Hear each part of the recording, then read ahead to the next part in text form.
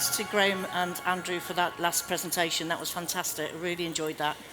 My name's Cathy O'Driscoll. Lovely to meet you all.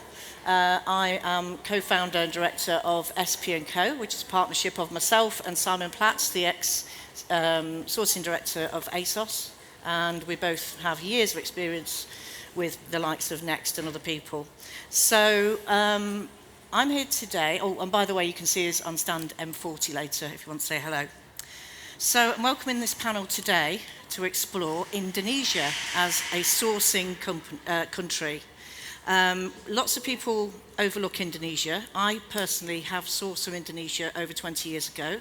It had a marvellous handwriting, lots of hand embellishment and beautiful fabrics, but that was 20 years ago. A lot has changed since then. So in this session, we hope to look at Indonesia, challenge the assumptions about sourcing from there, explore the opportunities, and uncover Indonesia's strengths in the global sourcing landscape. Our guests are Anne from Pan Brothers, an extremely large manufacturing company who supply globally to brands such as Adidas and North Face. They're available to see downstairs on their stand. And Shalina is from Excellent Yarn, and they are yarn producers across a landscape of different fibres, and it's interesting to see the vertical locality in the country, to see that everything's very close and we have a small carbon footprint. I'd like you to introduce yourselves each a little bit more for a minute and answer the questions about what is the competitive advantage of Indonesia and what's the greatest strength of the country as a global sourcing destination. So should we start with you, Anna? Yes, sure, Cathy. Hi, everyone. My name is Anne Patricia Sutanto. I'm the Vice CEO of Pan Brothers TBK, largest garment manufacturing. We do export worldwide. And like what Cathy have mentioned, we supply to global brands like Adidas, North Face, Lacoste.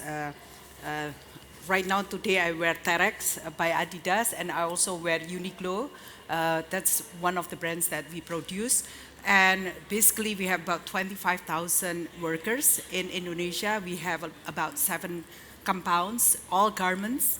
And I happen to be also the head of trade in Association Employer Indonesia, and also the lead negotiator from the private sectors from Kadin, which is the Chamber of Commerce of Indonesia. So I would like to talk also a little bit about how competitive Indonesia is, because my role here is not just to represent the company, but also to represent Indonesia in general. And hopefully by the end of the session, you would know more about Indonesia and love Indonesia as I do, of course. Thank you very much. Yeah. And Shalina? Hi, my name is Sherry, the short name. I'm the founder of my company. The name is Excellent Qualities Yarn. So I do believe that good garment should be started by producing a very good yarn. And I give the example, this is of my yarn product. I produce various type of yarn from cotton, synthetics, and recycle, and also fire retardant fiber. And then I also produce fabric. This is the example of the fabric. This is from Eco Vero. It means it is friendly to our earth and good for our ecosystem, this material. And then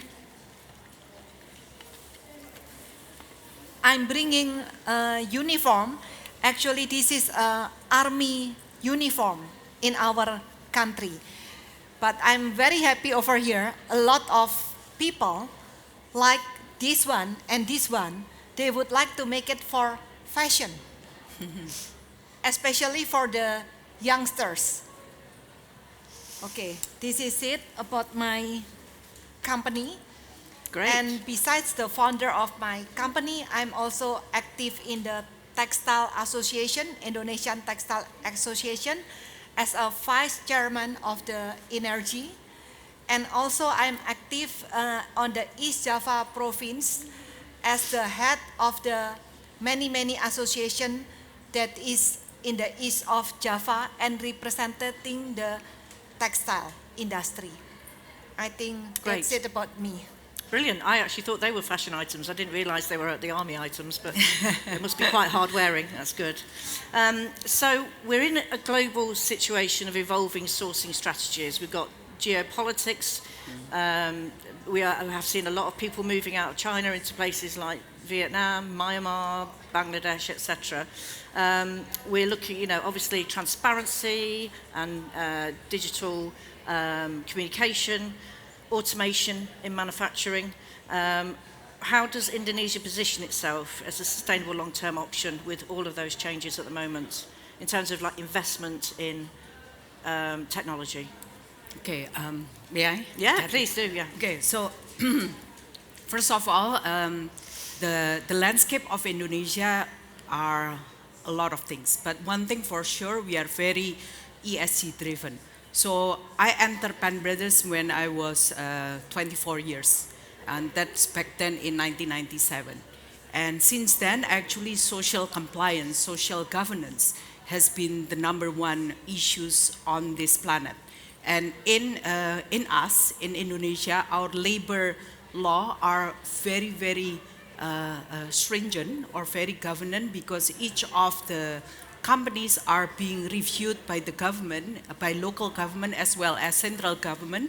And usually after 98, ILO as well as Fairwear are very, very strict on our regulations with regards to labor. So Fairwear, Better Work, and all other SLCP is actually part of our day-to-day governance within Indonesia companies. That's #1 on the S side. On the E side, the environment side, since before the Paris 2020, actually the government of Indonesia on the environment are very strict. And all of you know that our industry, textile and garment, is the second pollutant of the world before pandemic. After the pandemic, from the health side is the second, we are #3, but we are still the biggest 3 pollutant. So in Indonesia, since back then, we have to adhere to that. Because of all this cost, and because Indonesia has been democratic since 1998, so our labor is not the cheapest, but our labor is not the highest comparison with the other productions company. So we have to actually ensure that the automations and digitalizations hand to hand work together to make sure that the cost of producing garments, the cost of producing textile are making sense. Yeah. So for example, in Pan Brothers, together with our Ministry of Industry, we have a national lighthouse. So we have pushed on Industry 4.0 since 2018 in Indonesia. And Pan Brothers become national lighthouse in 2020 as well as in 2023, because we have several factories, right? What does it mean with national lighthouse? National lighthouse means that we have to make sure that it's not only automations that is part of our manufacturing process, but digitalizations is part of us, so that we can reduce waste, we can reduce actually the number of inefficiency within the making of the garments. And if you look at what we have done within our garment manufacturing, you should see that what we adapt is from the day we receive the PO from the buyers until we actually deliver the goods to the customer worldwide, is actually all are being digitalized. So technology can be expensive, but technology with time, if we adapt with time, actually it's very, very efficient that way. And if you look at the brands that I wear right now, Uniqlo actually use RFID. So every time you went to Uniqlo store, you actually can check out by yourself. You don't even have to use barcode anymore. Yeah. So the RFID system is within the manufacturing of Uniqlo as well. And that's the reason why we have to adapt to digitalization. And the seamless one is what we aim. And some of our factories has been quite seamless. And of course, through times, we have to adapt. And that's every garment out of Pan Brothers is made in Indonesia. So I just want to share with you, there's a lot of embroidery, a lot of arts within the community of our garment or our clothing, but there are a lot of technology that has been put into the clothes. The clothes that I wear today are mostly Pan Brothers, made in Indonesia. Yes. And that technology, whilst it's developing the products themselves, have you been able to use that, particularly RFID in the supply chain, with looking after people and making sure that they're not working overtime or they're being paid correctly? Is that something that you do? So in us, the RFID is actually to ensure the accuracy and the precisions. Because waste is not something that our world can adhere to, can have the this is something that is always cost driven, right, our world.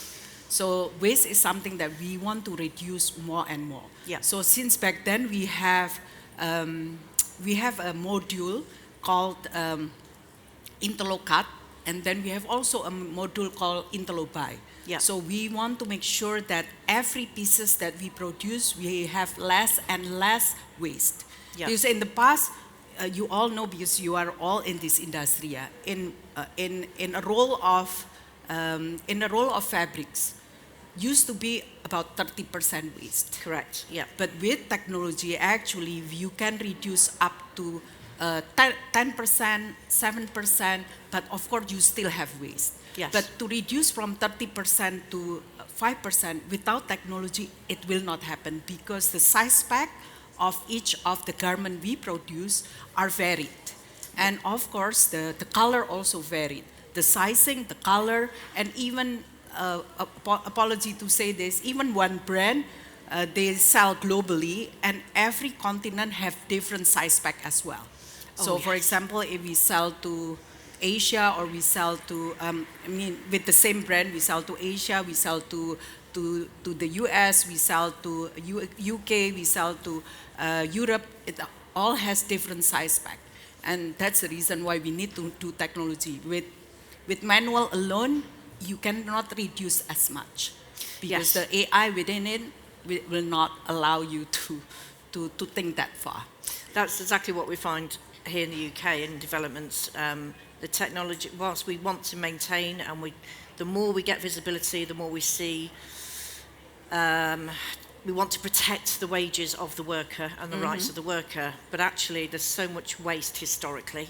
If we can eliminate that, we can keep costs in control. And yarn spinning, Sherry, obviously thousands of years we've spun yarn. Have you got any new technologies that are helping you at the moment, or? Yes. Basically, we have the oldest one is the ring spun. Yeah. That from the oldies until now, we are using this kind of technology. And then there is a newer technology, we call it MVS Vortex.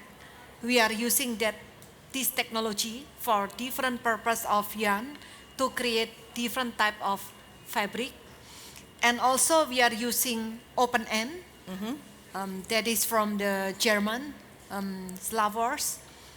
And these three famous brands, the Muratek, the Slavers, and for the ring yarn, I'm using the set of Trusler, Ritter. Yeah.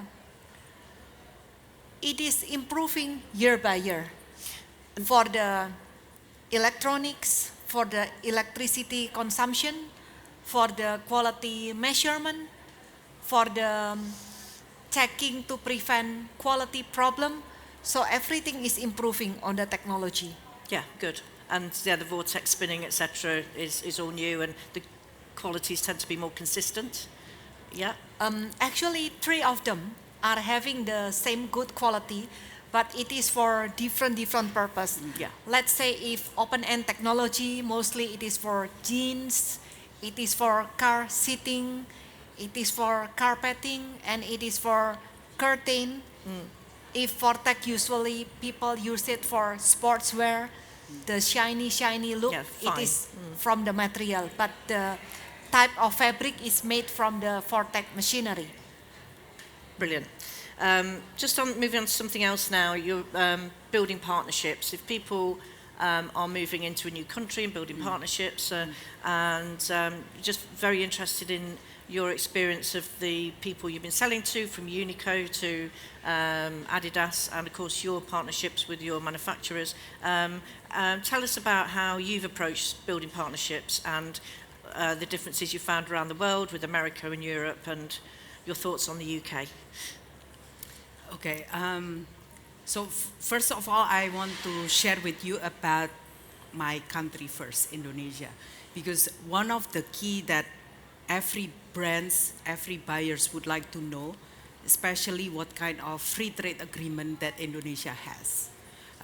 Just want to share with you a bit that Indonesia actually are part of RCEP, so we are a regional comprehensive economic partnership with ASEAN countries as well as China and then Japan, Australia, New Zealand, and also Korea. But we are also having already a bilateral free trade agreement with 4 non-EU countries like Iceland, Norway, Swiss, as well as Liechtenstein. And then we have, and that's already been ratified, so that's already ongoing. Our discussions with Canada has concluded, and it will soon be signed and ratified by our government. So Canada-Indonesia Free Trade Agreement, CEPA, has been concluded and planned to be signed and ratified. And then we are on discussions and soon hopefully will be concluded with EU countries, EU-Indonesia countries. And that would be our new president, Prabowo, promised us it will be concluded and signed by this semester 1, 2025. So with that hope, we also would like to of course, reaching out to UK as the other market that we are always looking at. I think UK and Indonesia has a very long-term partnership. I cannot remember how long I've been here, but every time I come to London, I always feel very, very happy. I use tube. I'm very good at using tubes, like locals, and I like all the London's local food. So yes, as soon as your government is willing to talk with my government, I'm sure this is something that we are looking at. I mean, I've been always supplying to UK forever, through Mark and Spencer back then, and also Mark and Spencer Home, because I have other companies. I mean, the bag that I use is also made in Indonesia. This is a very this using a textile upcycling as well as rattan, which is the nature of Indonesia. But I supply also to Next, Dunhelms, as well as White Factory.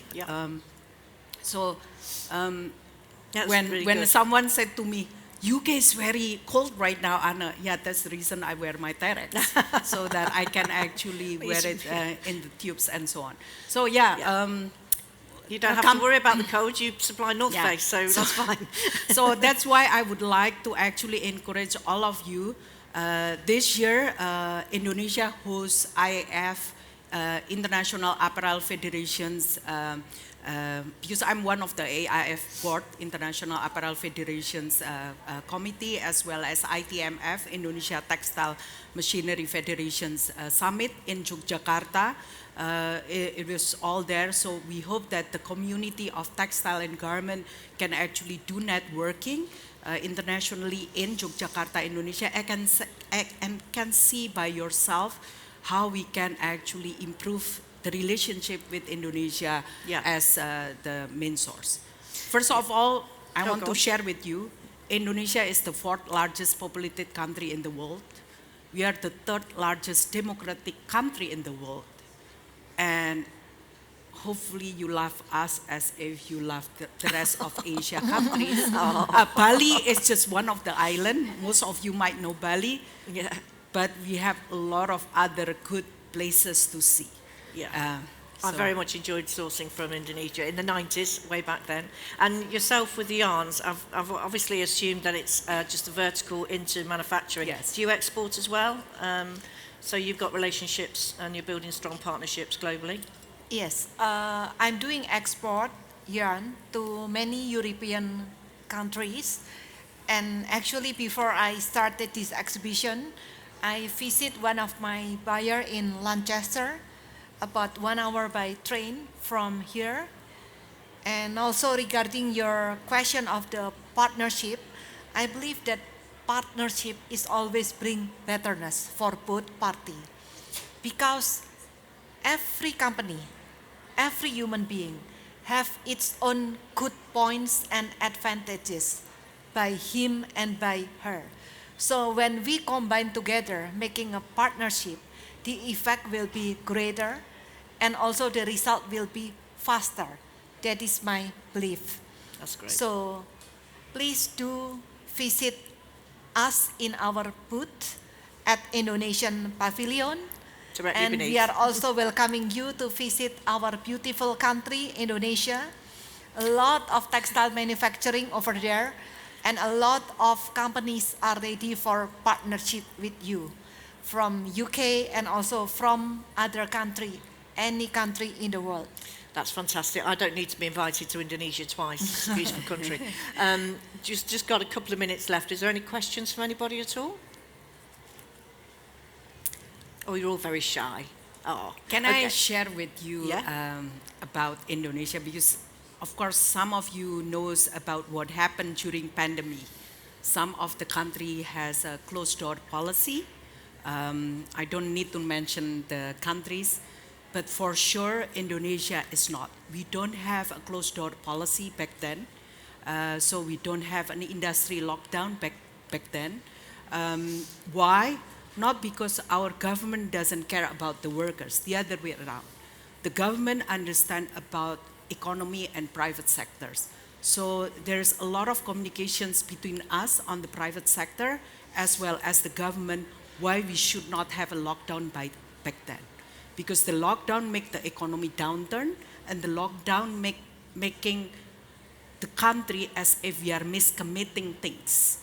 Yes, there is a pandemic, but to let you know, actually with private sector together, actually we make sure that our workers and the family of the workers get vaccinated twice at least, and because we have the economy power to do it together.